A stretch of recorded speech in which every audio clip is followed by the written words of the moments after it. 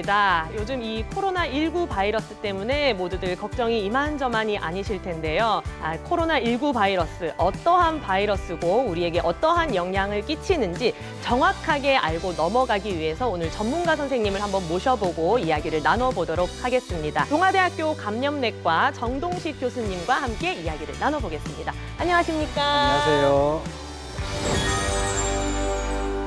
네, 교수님 정말 저희들만큼이나 또 가장 가까이에서 가장 바쁘게 지내시지 않을까 싶은데요. 어떠신가요? 네, 거의 지금 집에도 잘 못 들어가는 경우도 많고, 그리고 여러 가지 병원이나 그리고 환자를 치료하는 부분에 많은 시간과 노력이 필요한 것 같습니다. 도대체 이 바이러스는 어떤 것이기에 우리의 발목을 이렇게 잡고 있고 따뜻한 봄을 빨리 오지 못하게 막고 있는가, 코로나19에 대해서 좀 이야기를 나눠보려고 하는데요. 첫 번째로 가장 먼저 이 바이러스에 대해서 우리가 한번 짚어보고 넘어가야 할 것 같습니다. 코로나19를 유발하는 신종 코로나 바이러스는 우리 감염을 일으키게 되는데 특히 이제 폐렴을 잘 유발을 한다고 알려져 있습니다. 감기를 일으키는 4가지 종류와 그리고 사스하고 메르스 잘 알고 계시죠? 이 2가지가 합쳐서 6가지가 있었는데 이 코로나 바이러스가 유전자 변형이 일어나서 결국 이 신종 코로나 바이러스가 발생이 됐죠.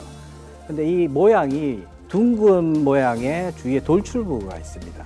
그래서 우리가 이제 왕관, 크라운 있죠? 그 위쪽에서 딱 보면 그런 모양하고 비슷하다 해서 우리가 이름을 코로나라고 명칭을 사용을 하고 있습니다. 원래는 이렇게 사람 되게 많고 발 디딜 틈이 없는 곳인데 오늘은 이제 코로나19 때문에 되게 사람이 없는 것 같아요. 이 신종 코로나 바이러스 때문에 우리도 이제 모든 법회를 다 취소했습니다. 그래서 이제 대중이 많이 모인 자리에서 혹시나 한 사람이라도 잘못되면은 전체가 위험해지고 그런 걸 이제 미리 예방하기 위해서 미리 전체 이렇게 여럿이 모이는 거는 다 이제 금하게 됐습니다. 장사하면서 최고로 힘들었던 것 같습니다. 지금 이 순간이. 머리만 아파도 코로나인가?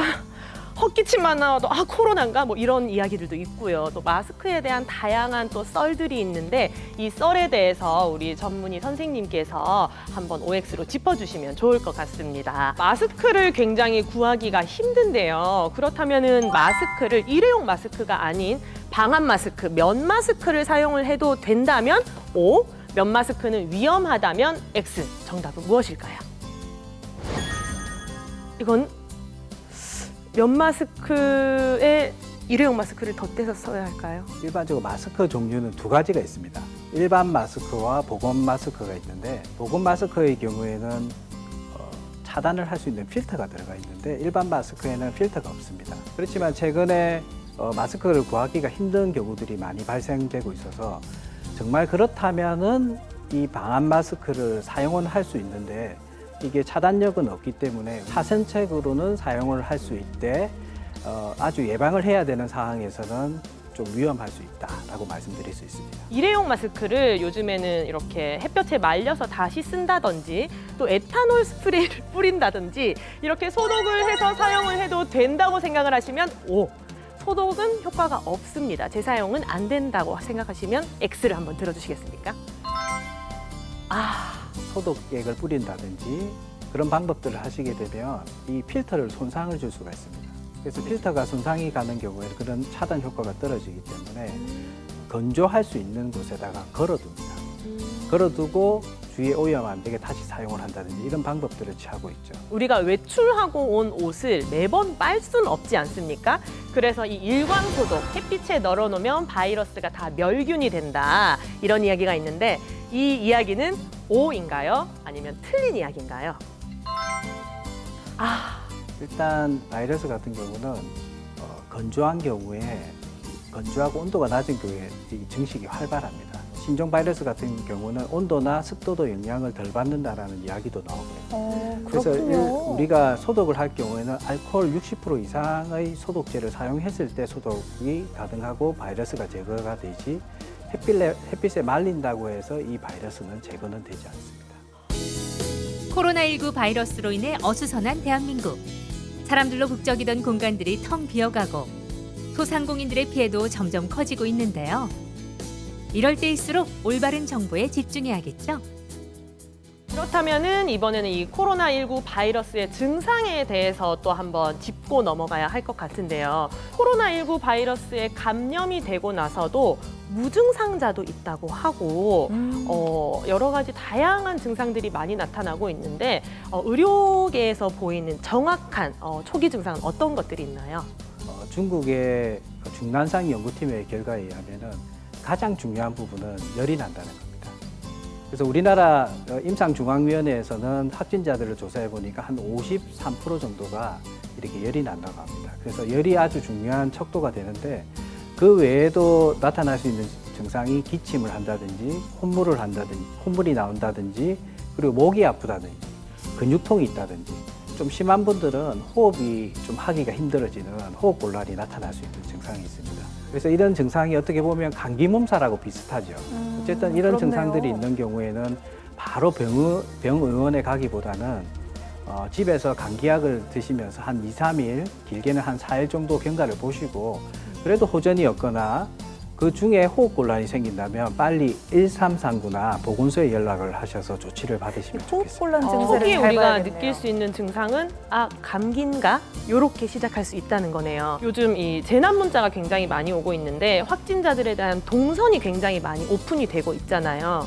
그런데 나는 아무리 생각해도 그 동선으로 간 적이 없고 접촉이 없어도 감염될 가능성이 있는지 어떠한 증상을 보였을 때 최종적으로 검사를 하러 가야 되는지 비용 같은 건 어떻게 되는지 그 검사에 대해서도 좀 알려주시면 좋을 것 같아요. 대표적으로 두 가지 있습니다.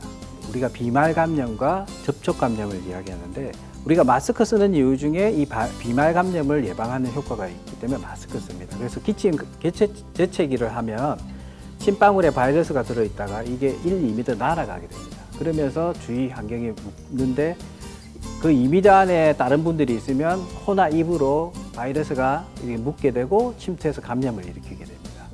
그래서 이런 비말 감염을 예방하기 위해서는 마스크를 사용을 해야 되겠죠. 전문가들은 이 두 번째를 더 중요하게 이야기를 하고 있습니다. 그래서 접촉 감염을 예방하는 건데 이 기침 재채기를 하게 되면 이 바이러스가 침방울이 주위 환경에 묻어 있게 되고 묻어 있는 부분을 손으로 접촉을 하게 되면 그 손에 묻어 있는 바이러스가 코, 입에 되면 그 점막을 통해서 감염이 돼서 증상이 나타나겠죠. 그래서 코, 입, 눈이 아주 중요한 감염의 통로라고 볼 수 있습니다. 선별진료소에 와서 검사를 받게 되는데 이 검사가 상당히 비쌉니다. 거의 한 16만 원, 17만 원 맞아요. 정도 되지요.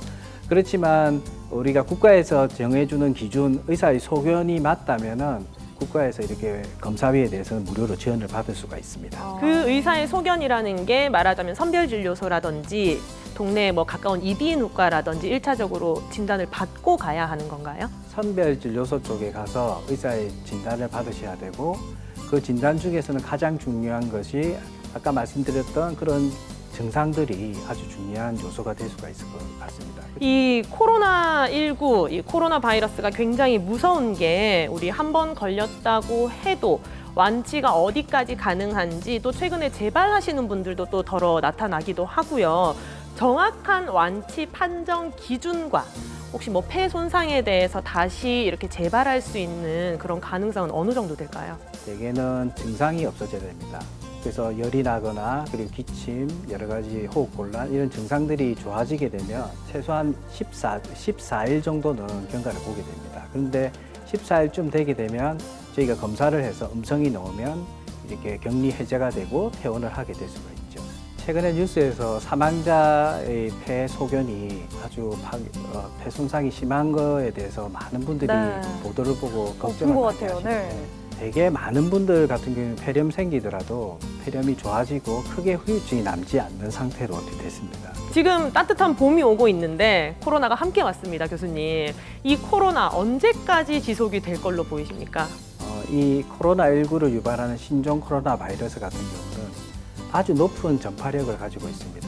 심지어는 증상이 없거나 증상이 경미할 때 많은 바이러스가 배출이 되기 때문에 결국은 저희도 지역 감염, 지역사회 감염이 될 수밖에 없다라고 예측을 했는데 지금 현실을 맞닥뜨리고 있죠. 미국 CDC는 1월경에 벌써 이를 예측하고 백신 개발이라든지 치료제 개발에 들어갔고 WHO에서도 지난주 2월 27일 금요일에 세계 대유행에 대한 경고를 시작했습니다.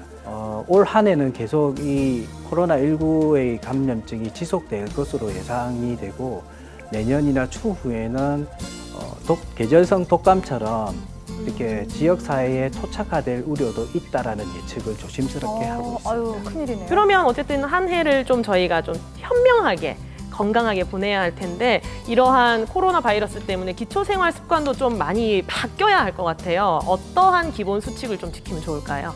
시청자분과 시민 여러분께 말씀드리는 거는 이 방역의 주체는 이제 시청자와 시민 여러분이라는 겁니다. 그래서 적극적으로 손위생과 그리고 마스크 그리고 기침 예절에 동참해 주시고 사회적 거리두기에 참여해 주셔서 이 난국과 어려움을 극복을 함께 해 나갔으면 좋겠습니다. 네, 오늘 정동식 교수님과 함께 코로나19 이모저모에 대해서 이야기를 나눠봤습니다. 우리 시청자 여러분들도 무엇보다 무서운 건 많은 정보들 중에서 어떤 정보가 진짜인지 가짜인지 몰라서 걱정이 더 많으셨을 텐데요. 오늘 방송 참고하셔서 궁금증이 조금이나마 해소가 되셨으면 좋겠습니다.